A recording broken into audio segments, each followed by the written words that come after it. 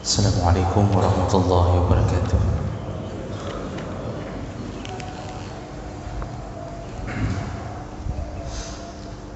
Alhamdulillahirabbil alamin. Wassalatu wassalamu ala nabiyyina wa sayyidina Muhammadin wa ala alihi wa ashabihi ajma'in. Amma ba'd.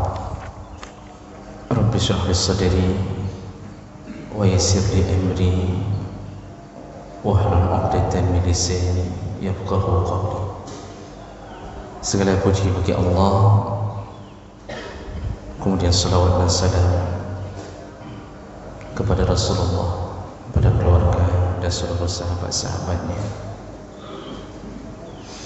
yang Allah muliakan. InsyaAllah Bapak Ibu jamaah salat subuh yang telah berhadir karena Allah, mudah-mudahan kehadiran kita menjadi pembela kita di hari kiamat nantinya insyaAllah. Baik Bapak Ibu dimuliakan Allah, kita masih berbicara dan membahas seputar hadis-hadis dalam bab mulianya ilmu dan mulianya orang-orang yang menuntut ilmu.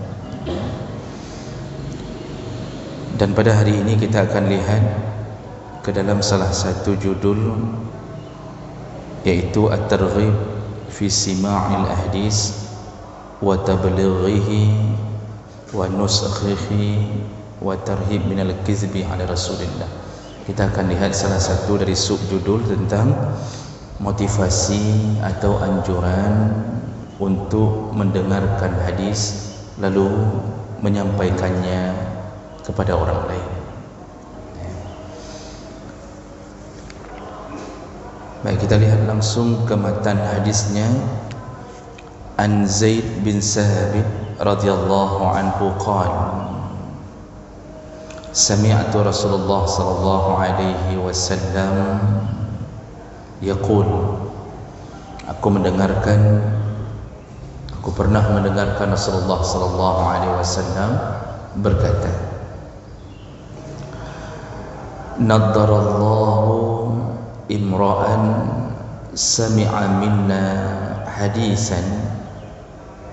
Jadi kata Rasulullah sallallahu alaihi wasallam, semoga Allah memberikan cahaya kepada seseorang atau kepada orang-orang yang mendengarkan dari kami satu hadis, faballaghahu ghairah, lalu dia menyampaikannya kepada orang lain. Jemaah melakukan Allah Subhanahu wa taala. Hadis ini lumayan panjang, kita akan lihat satu kalimah demi kalimah. Yang pertama, Rasulullah sallallahu alaihi wasallam mengatakan bahwa semoga Allah memberikan cahaya. Jadi bahasa nadara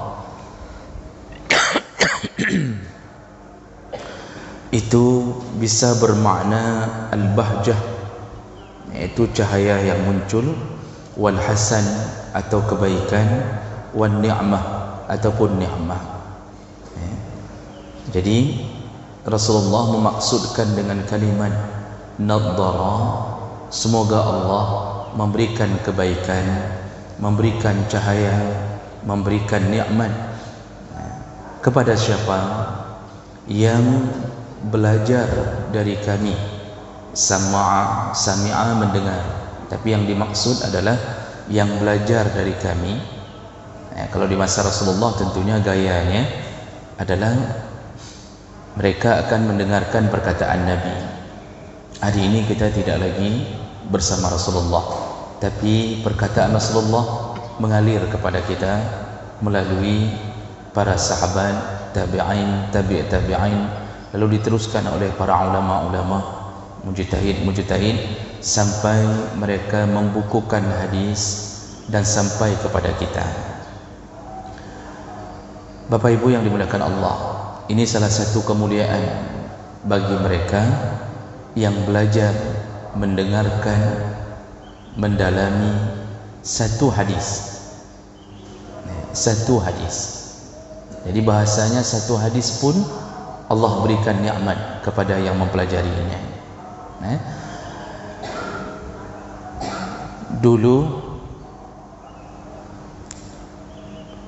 imam-imam besar dalam ilmu hadis itu bekerja habis-habisan agar hadis itu tersaring dengan baik dan bisa disampaikan kepada umat.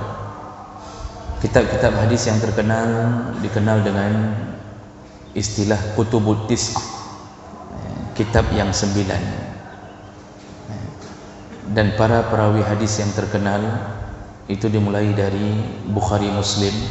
Jadi kalau para ahli ilmu menyebutkan setelah Al-Quran itu tidak ada perkataan yang lebih mulia kecuali kitab Sahih Bukhari, Muslim. Artinya kumpulan hadis yang disepakati oleh mereka berdua itu adalah tingkatan kedua setelah Al-Quran. Kemudian baru Sahih Bukhari, lalu baru Sahih Muslim, baru sisanya imam-imam perawi hadis yang lain, ya, Ahmad, An-Nasai, Ibnu Majah, dan seterusnya. Jemaah mulakan Allah, apa yang mereka lakukan? Bagaimana cara kerja mereka? Kalau kita baca biografi mereka, di zaman mereka hidup, mereka pergi melintasi satu daerah ke daerah yang lain, melintasi padang pasir, kemudian melintasi bukit-bukit, bahkan mereka pergi dari satu negara menuju ke negara lain. Apa tujuannya? Hanya untuk mencari kebenaran satu hadis. Bayangkan perasaan mereka untuk mencari dan menyaring hadis, dan itu benar-benar dilakukan karena Allah, tidak mengharapkan beasiswa, tidak mengharapkan adanya uang transportasi, tidak mengharapkan adanya akomodasi atau tempat yang disediakan oleh pemerintah, tidak ada. Jadi benar-benar mengeluarkan harta sendiri, berjalan dengan unta, bawa bekal makanan, bawa bekal minuman, kadang-kadang berkemah di padang pasir, lalu melanjutkan lagi hanya untuk menemui orang yang berada di dalam sanad hadis. Jadi misal an dari hadis ini dari an fulan, maka Imam Bukhari dan Muslim, ini contoh saja, imam-imam yang lain juga melakukan itu mencari orang-orang yang menjadi mata rantai hadis tersebut untuk mengetahui hadis itu apakah termasuk golongan hadis yang bisa dijadikan hujjah atau dalil yang benar atau tidak. Jadi mereka bertanya dan melihat profil orang yang menjadi mata rantai hadis atau sanad. Nah, makanya ada satu kisah masyhur ketika Imam Muslim mencari salah satu hadis, beliau mencoba menemui salah seorang, dan ketika sampai di peternakan orang tersebut, Imam Muslim belum menemui orangnya, tapi sudah tahu bahwa ini rumah yang dituju. Dan ternyata orang yang punya rumah ini itu memelihara kuda. Imam Muslim memperhatikan dari jauh orang ini keluar dari rumah, lalu kemudian dia memberi kode kepada kudanya untuk makan. Dan kemudian ketika kudanya datang, ternyata dalam ember yang disediakan itu tidak ada makanan. Jadi langsung Imam Muslim mengambil kesimpulan, kalau kuda saja ditipu, apalagi hadis. Maka hadis itu langsung dijatuhkan derajatnya menjadi hadis dhaif, hanya gara-gara melihat profil. Makanya salah satu yang membuat hadis itu menjadi kuat atau menjadi hasan, satu derajat di bawah sahih, atau berubah menjadi dhaif atau dhaif jiddan, salah satu pengaruhnya adalah bagi yang membawa hadis. Jadi bisa jadi hadis dhaif itu benar kalimahnya, tapi gara-gara ada orang yang dikenal sebagai pembohong, dikhawatirkan hadis itu diputarbalikkan olehnya. Dan itulah yang membuat mereka bekerja. Bayangkan, subhanallah, bertahun-tahun hidup hanya untuk mengumpulkan hadis, tapi keberkahan Allah berikan kepada mereka. Ini berkat doa Rasulullah. Apa kata Rasulullah? Naddarallah. Ini nadara ini dalam Al-Quran diulang berulang-ulang tentang kehidupan penduduk surga. Nadratan na'im yusqawna min rahiqim makhtum. Penduduk surga wajahnya bersinar-sinar dengan nikmat. Penduduk surga wajah mereka waktu di akhirat nampak rasa puas.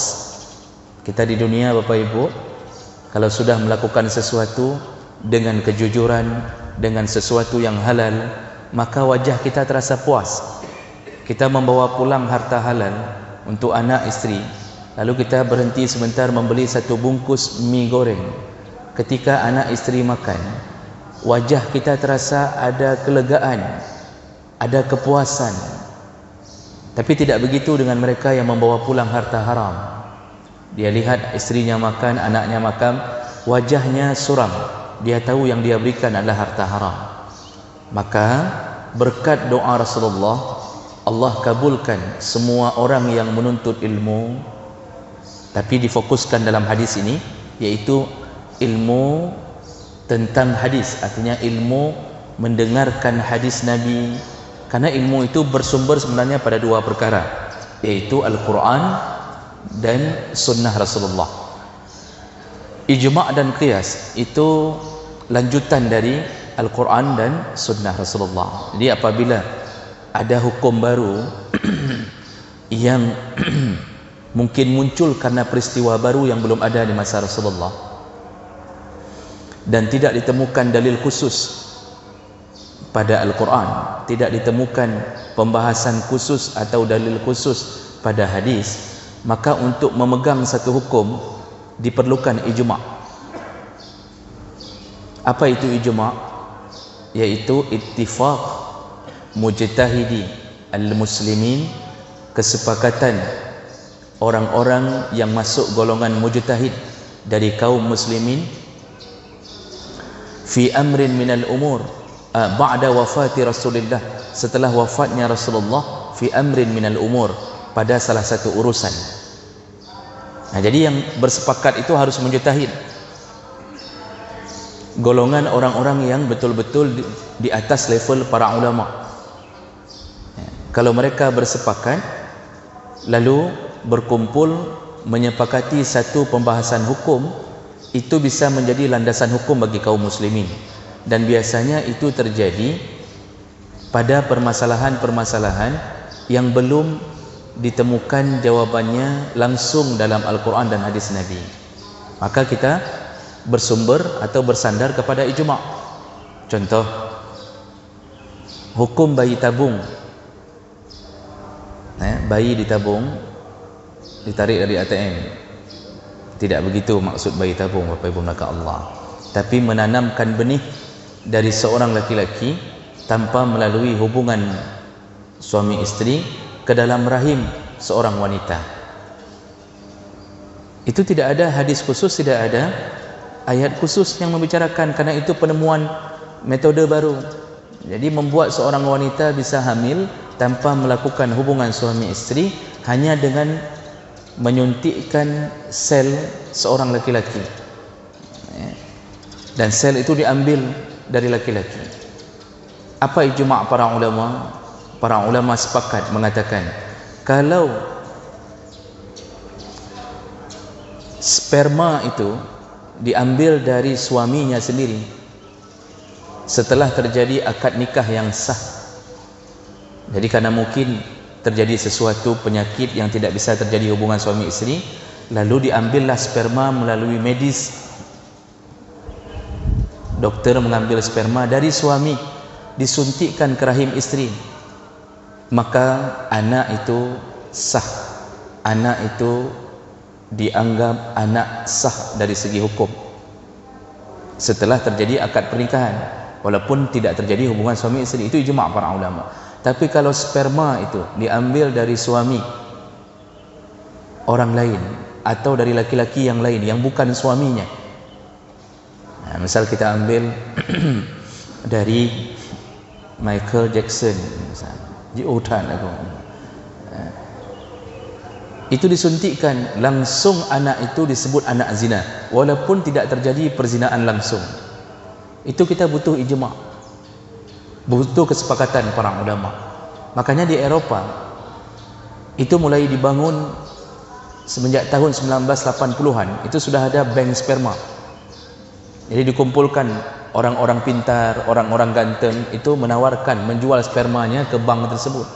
Nanti bank tersebut menjual kepada perempuan yang ingin disuntikkan sperma bukan suaminya. Ini perbuatan haram. Nah, jadi macam-macam bisa muncul dalam hukum. Nah, jadi ada hukum bagaimana hukum cloning, bagaimana hukum KB, ya, dengan pil, dengan macam-macam suntikan, IUD, itu semua butuh ijma' para ulama. Makanya urunan dari Al-Quran dan hadis adalah ijma'. Dan cara berijma' salah satunya adalah dengan mengkiaskan hukum baru kepada hukum yang sudah ada dalam Al-Quran dan Sunnah. Kalau begitu, sumber hukum yang disepakati itu menjadi 4 perkara yang disepakati oleh semua mazhab, kecuali hanya kelompok kecil yang tidak menyepakatinya. Tapi semua mazhab menyepakati Al-Quran, Sunnah, ijma' dan qiyas. Jadi hanya kelompok kecil yang menolak qiyas, Pak. Hanya kelompok kecil. Jadi sepakat jumhur ulama Al-Quran, Sunnah, ijma' dan qiyas menjadi sumber hukum kita. Padahal sumber hukum itu tidak hanya 4. Ya. Sumber hukum tidak hanya 4, ada 8 yang lain. Tapi tidak disepakati yang 8 tersisa. Istihsan, istishab, masalih mursalah, saddu zara'i, al-uruf, ya, dan seterusnya sampai dilalatul iktiran. Itu tidak disepakati. Jadi oleh karena itu jemaah melakukan Allah, dengan mempelajari hadis, sebenarnya kita sedang mempelajari salah satu sumber hukum dalam agama kita. Nah, cuma perlu dilihat hadis boleh mempelajari semua hadis, tapi untuk disampaikan ke umat itu tidak boleh sembarangan, karena umat, terutama golongan orang awam yang tidak sempat belajar. Orang awam itu konteksnya bukan orang bodoh. Jadi orang mengira selama ini kalau disebut awam dikira orang bodoh. Bukan. Ada kelompok masyarakat awam yang profesinya tidak belajar khusus agama. Dari kecil SD, SMP, SMA, itu dari SMA ngambil jurusan IPA, lalu sambung ke kimia, ambil teknik kimia, lalu sambung lagi kerja di bahagian kimia. Hana tempat gak murno Quran, tafsir Quran, lalu belajar fikih, usul fiqh, hadis. Ini golongan awam. Ya, awam itu golongan umum, bahasa kita konvensional. Tapi bukan umat konven, karena konven itu cenderungnya ke negatif. Ya, kalau kita dengar hari ini, ya, karena kita sering dengarnya bank konven, perbandingannya dengan bank syariah. Nah, jadi orang awam bisa jadi tidak tahu tentang dasar-dasar khusus agama. Maka kita hendaknya ketika sudah mendengarkan satu hadis, itu harus tahu hadis ini masuk ke dalam golongan derajat sahih, hasan, dhaif, dhaif jiddan, kalau bahkan ada yang palsu. Nah, fenomena di kita hari ini, kadang-kadang sebahagian penceramah itu tidak mengklarifikasi yang dia sampaikan itu hadis yang benar atau termasuk hadis palsu. Jadi bahasa kasarnya, asai kana hadis hambo ju. Nah, jadi sebahagian orang ini hadis tidak tahu sumbernya dari mana, tidak ada dalam kutubut tis'ah, tidak tahu derajatnya mana, disampaikan ke umat lalu menjadikan pegangan, maka di saat itu terjadilah kekacauan dalam pelaksanaan amal ibadah. Bapak Ibu yang dimuliakan Allah Subhanahu wa taala. Contoh barang. Tadi Nabi menyebutkan semoga Allah mencerahkan wajah, memberi nikmat kepada mereka yang mempelajari hadis lalu menyampaikannya. Jadi bukan hanya mempelajari, sudah belajar, menyampaikannya. Kita pulang dari sini menyampaikannya, silahkan. Terutama pada keluarga. Qu anfusakum wa ahlikum nara. Jaga dirimu dan jaga keluargamu, terutama pada keluarga. Cuma ketika menyampaikannya, berhati-hati di saat jangan terjerumus, terjebak ke dalam hadis yang sebenarnya hadis palsu mungkin. Contoh barang hadis dhaif, bahkan sebahagian ulama mengatakannya palsu, yang sudah masyhur di kita, yaitu menyebarnya hadis tentang fadilah salat tarawih.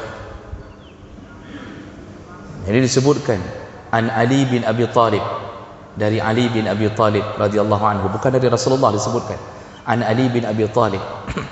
Lalu baru disebutkan bahawa fadilah salatut tarawih, salatit tarawih, fadilah salat tarawih itu lengkap. Malam pertama yang salat tarawih, pahalanya seperti lahir dari rahim ibu. Malam kedua, malam ketiga, paling dahsyat malam ke-17, Pak. Malam ke-17 yang salat tarawih, dia akan dapatkan pahala seluruh pahala Nabi. Seluruh pahala Nabi dikumpulkan ke dia, dan terus. Dan ini menyebar di masyarakat kita. Bahkan ada yang ditempel di menasah-menasah, lalu diumumkan di setiap malam salat tarawih. Jadi biasanya saya kebetulan banyak mengunjungi tempat-tempat untuk memberikan tausiah. Itu ada sebahagian menasah diumumkan penceramah malam ini fulan, imam malam ini fulan, lalu akhirnya ditutup dengan fadilah pada malam ini adalah barang siapa yang salat tarawih. Itu diambil dari hadis itu, jadi lengkap hadis itu. Nah, jemaah melakukan Allah, dan ternyata para ulama tidak ada satu pun yang mengatakan hadis itu termasuk bahagian hadis sahih dan hasan. Ada yang mengatakan hadis dhaif jiddan, tapi banyak juga yang mengatakan hadis palsu. Makanya hadis itu coba cek, tidak pernah ada tertulis setelah itu hadis riwayat siapa, tidak pernah tertulis. Yang ada tertulis al-hadis. Jadi di ujungnya tertulis al-hadis. Itu sudah menunjukkan ciri-ciri bahwa hadis ini tidak jelas asalnya dari mana. Memang ada kitab yang mencantumkannya. Ada kitab yang mencantumkannya, tetapi juga kitab itu tidak mengklarifikasi bahwa hadis ini berasal dari mana. Disinilah banyak sekali orang-orang yang hari ini bersandar pada hadis-hadis yang sebenarnya bukan hadis. Jadi jemaah melakukan Allah Subhanahu wa taala, pada intinya orang yang belajar tentang ilmu hadis lalu menyampaikannya, artinya mendakwahkannya, itu adalah orang-orang yang akan bahagia di dunia dan di akhirat. Ada kepuasan hati di dunia dan Allah cerahkan dirinya di akhirat. Kemudian Rasulullah sallallahu alaihi wasallam menyambung, farubba hamili fiqhi ila man huwa afqah minhu. Rasulullah mengatakan, betapa banyak orang-orang yang membawa fiqh kepada orang yang lebih faham fiqh. Wa rubba hamili fiqh laisa bifaqih. Dan begitu banyak orang-orang yang membawa ilmu fiqh tapi tidak masuk kategori ahli fiqh. Jadi jemaah melakukan Allah Subhanahu wa taala, ini ada satu hal yang harus kita pahami, bahwa kita ini berbeda-beda dalam kapasitas mendapat ilmu dan menyampaikannya. Ada di antara kita yang kadang-kadang suka menuntut ilmu, tetapi tidak bisa masuk kategori orang-orang berilmu. Dia suka menuntut ilmu, tapi mungkin Allah memberikan kepadanya keterbatasan, susah mencerna. Karena kita ini dilahirkan dalam keadaan yang berbeda, tentunya dengan hikmah yang diberikan oleh Allah. IPK saja kita beda-beda. IPK waktu kuliah itu ada yang kumlot 3,9, ada yang 1, Ada yang enggak lulus-lulus sudah 14 semester. Itu saja berbeda. SD saja ranking berbeda. Ada yang susah sekali menerima pelajaran. Ada yang belum bisa membaca kelas 6 SD. Jadi kemampuan kita Allah berikan berbeda. Itu untuk membuat yang tidak mampu berjuang, Allah berikan pahala dengan perjuangannya. Makanya orang yang tidak mampu baca Quran 60 tahun belum mampu baca Quran, masih Iqra 1. Dan kami temukan orang-orang ini, Pak, di saat kami mengajarkan Al-Quran, ada yang sudah 60 tahun Iqra 1, Pak. Tapi Allah Subhanahu wa taala bukan bermakna membenci ke orang ini, bukan bermakna Allah menjatuhkan derajat orang ini. Allah Subhanahu wa taala bahkan memuliakannya melalui kalam Nabi. Nabi mengatakan apa? Al-mahiru bil Quran. Barang siapa yang mahir membaca Al-Quran, fahuwa ma'a kiramil bararah, maka nanti di akhirat dia akan dikumpulkan bersama malaikat-malaikat yang mulia. Jadi yang faham Al-Quran, dia amalkan, tajwidnya mantap, lalu dia beramal dengan apa yang dia ketahui, tafsirnya bagus, nanti di akhirat dia berkumpul dengan para malaikat. Bagaimana dengan yang tadi umur 60 tahun Iqra 1, melafazkan huruf sa, sin dan sa, itu tidak bisa dibedakan. Dia tidak bisa membedakan. Susahnya minta ampun. Apa kata Nabi berikutnya? Allazi yatata'ta' fil Quran. Orang yang terbata-bata membaca Al-Quran. Yatata'ta' itu seperti kambing jalan di atas batu, bahasa kita. Susah sekali. Apa kelebihannya? Ternyata Allah Subhanahu wa taala memuliakan dari perjuangannya. Kata Rasulullah, falahu ajran, dia dapat 2 pahala. Dia dapat 2 pahala sekaligus, yaitu pahala masih mau membaca dan pahala menghadapi kesulitan membaca. Makanya belajar, walaupun tidak mampu, belajar. Masalah pencapaian itu urusan Allah, tapi Allah berikan penghargaan kepada mereka yang mau belajar. Susahnya sampai tua enggak susah baca Quran, keterbatasannya luar biasa. Ada yang Allah berikan autis, ada yang Allah berikan idiot, tapi diutamakan dia masih mau membaca Quran melalui huruf-huruf Braille. Ini semua perjuangan yang Allah berikan adalah pahala perjuangan. Maka jemaah melakukan Allah Subhanahu wa taala. Rasulullah di sini ingin mengatakan betapa banyak orang-orang yang membawa satu ilmu, dia misal baru pulang dari pengajian, lalu dia sampaikan ke orang lain, padahal orang yang disampaikannya itu lebih faham daripada dia. Jadi misal contohnya, kita seorang istri ikut pengajian, lalu dia dapatkan satu hadis dalam pengajian. Ketika pulang, dia sampaikan kepada suaminya, "Bang, tadi kami baru ikut pengajian dan isinya begini, bahwa seorang suami tidak boleh pukul istrinya." Itu kalau suaminya memang selama ini tukang pukul istri, begitu dengar hadis itu, dipukulnya lagi istrinya. Nyan ka pegah keke. Pasti begitu biasanya. Makanya ibu-ibu nih itu harus ada cara menyampaikan. Mohon maaf bapak-bapak yang melakukan Allah, kita para suami, laki-laki itu ada sifat yang sama. Ada sifat yang sama. Kita ada sedikit perasaan ego, kawam, karena kita ini Allah jadikan sebagai pemimpin. Maka agak sedikit ego ketika menerima nasihat dari orang yang sedang kita pimpin. Semua sama, Pak, termasuk yang sedang bicara ini sama. Jadi perasaan itu ada sedikit merasa bahwa yang sebenarnya kita harus didik istri, bukan istri didik kita. Tapi kita pun enggak didik. Begitu istri menyampaikan satu perkara, ada bahasa, "Oh, nyan ka pegah. Atre punya nampu pegah api." Itu ada bahasa-bahasa itu. Maka ibu-ibu itu tidak bisa mengajarkan pemimpin dengan cara menjadi guru di depan pemimpin. Harus punya cara. Jadi jangan ajarkan begitu pulang ngaji, "Bang, duduk lu sini, duduk. Saya mau kasih tahu satu hadis." Kata Rasulullah sallallahu alaihi wasallam. Itu baru sampai qala Rasulullah, itu udah kena tampar itu. Tak purno ke anak banyak. untung kau kahwin dengan kah, kata dia. Begitu Pak, ada yang terjadi begitu. Jadi bagaimana ibu-ibu melakukan Allah? Karakter suami sama di hadapan para istri. Cuma bedanya kesolehan. Kalau orang soleh itu akan bersabar diam, walaupun dalam hatinya udah tahu. Mau usah bilang lagi, udah tahu itu. Ada itu. Tapi kalau orangnya tidak soleh, dia akan bereaksi. Belum habis dia bereaksi.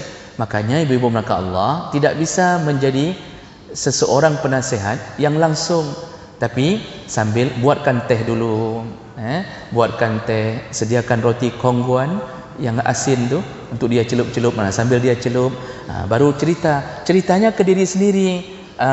Tadi alhamdulillah baru ikut pengajian, ustaz tu masya-Allah kasih hadis, ternyata kita ini selama ini salah bang, ternyata enggak boleh ngambil kredit di bank. Itu langsung teglang kuihnya Pak. Yang betul ke pegah? Nyo baru lu dengar saknyo. Salah tanya. Salahkan seakan-akan kita salah. Padahal selama ini istri sudah capek menasihati suaminya. Jangan makan uang riba.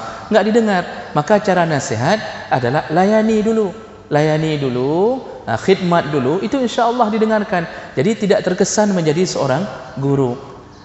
Dan Rasulullah sallallahu alaihi wasallam menyampaikan, ada orang yang membawa satu fikih, atau fikih di sini satu ilmu kepada orang lain, bisa jadi orang itu memang sudah lebih tahu daripada kita. Apa yang Rasulullah ingin katakan?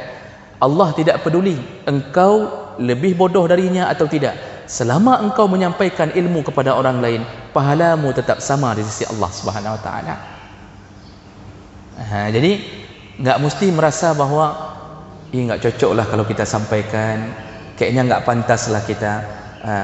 Walaupun orang yang mendengar sudah lebih tahu, kalau kita menyampaikan sesuatu, tetap itu dapat pahala. Cuma pintar-pintarlah cara menyampaikan. Pintar-pintarlah. Kenapa? Dakwah itu perlu cara, Pak. Dakwah perlu cara. Kalau bertemu dengan orang alim, berbeda cara menasihatinya. Bertemu dengan orang yang lebih tua, berbeda cara menasihatinya. Jadi ustaz-ustaz ni yang muda-muda seperti kami ni masih nampak lebih muda kan, Pak? Jadi Bapak Ibu melakukan Allah Subhanahu wa taala, yang muda-muda merempak dengan urung tua. Misal di antara jamaah kita, masya-Allah, di antara bapa ada yang umur 60 tahun, itu tetap akhlak nomor satu daripada ilmu. Akhlak nomor satu bapa daripada ilmu. Jadi bagaimana bersikap? Bersikaplah seperti menghadapi orang tua sendiri. Sopanlah kepada orang-orang yang berumur lanjut, walaupun mungkin dari segi ilmu dia lebih rendah daripada ustaz ini. Makanya para ahli ilmu baru kita tahu bahawa dia sebenarnya cocok antara ilmu dengan akhlak di saat dia bisa mengamalkan ilmunya. Jadi jangan menganggap remeh semua orang yang mendengarkan pengajiannya. Di antara bapa ada yang sudah berumur lanjut, dan di antara bapa ada orang-orang yang menyimpan ilmunya. Artinya dia datang pengajian padahal mungkin dia bisa jadi lebih berilmu. Maka di saat itu berakhlaklah menghadapi orang tua. Jangan sampai model kasih tangan untuk dicium oleh semuanya. Nyempat cok je, cium je bendung. Ada orang tua umur 60 tahun juga cium. Kitalah yang menghormatinya. Kitalah yang menundukkan sedikit di hadapannya. Walaupun beliau kadang-kadang tidak sempat belajar ilmu agama. Begitulah anak-anak yang sudah belajar di pesantren. Itu ada yang bergaya di hadapan orang tuanya.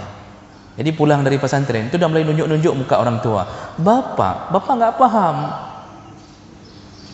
Dikeluarkan hadis. Itu hadisnya begini. Orang tuanya sudah tergores hatinya. Anak ini ku sekolahkan di pesantren, yang kirim makanan engkut sambalado setiap minggu saya. Yang kirimkan SPP saya.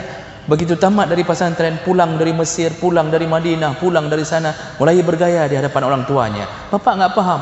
Bapa ahlul bid'ah. Itu masya-Allah menggores hati orang tua. Menggores hati orang tua. Berarti belum cocok antara ilmu dengan akhlak. Tujuan berilmu adalah untuk menciptakan makarimal akhlak, semulia-mulianya akhlak. Maka jemaah melakukan Allah ketika menyampaikan suatu ilmu, lihat-lihat kepada siapa kita sampaikan. Pakailah cara, pakailah kesopanan. Mohon maaf lebih dahulu. Mohon maaf, Ustaz, ada yang saya tahu kayaknya berbeda dengan yang Ustaz sampaikan. Silakan, tidak mengapa, tapi sopan. Makanya saya pernah bilang, adab itu Pak mengalahkan semua kemarahan. Yang rencana kena bengih gara-gara orang itu beradab turun volume kemarahan. Kenapa? Adab dijaga. Adab dijaga. Banyak orang hari ini yang tidak lagi mempunyai adab, padahal kadang-kadang sudah mampu segala-gala. Hafal Quran, baca kitab kuning, kemudian mampu bahasa Arab, tapi tidak beradab. Ujung-ujungnya jatuh di hadapan orang lain.